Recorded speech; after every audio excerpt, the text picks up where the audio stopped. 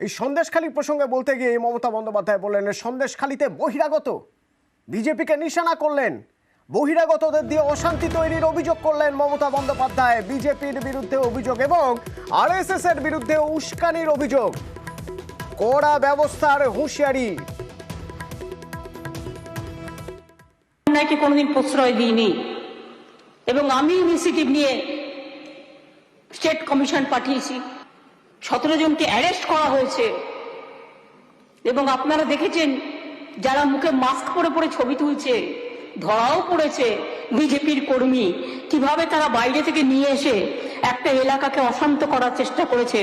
আগে টার্গেট শেখ শাহজাহান, ওকে টার্গেট করে ইডি ঢুকলো, তারপরেই সবাইকে বার করে দিয়ে তারপরে ওখানে আদিবাসী মাইনরিটিদের মধ্যে ঝগড়া লাগিয়ে দিল। সেও একটা মহিলা টিম আছে, ঘরে ঘরে যাচ্ছে কার কি অভিযোগ শুনতে। শুনে এসে রিপোর্ট করার পর যদি কারো প্রবলেম থাকে সেটা নিয়ে নিশ্চয়ই আমরা কাজ করব। সন্দেশখালী আজকে নতুন নয়, ওখানে আরএসএস এর একটা বাসা আছে। 7-8 বছর আগেও দাঙ্গা হয়েছিল ওখানে।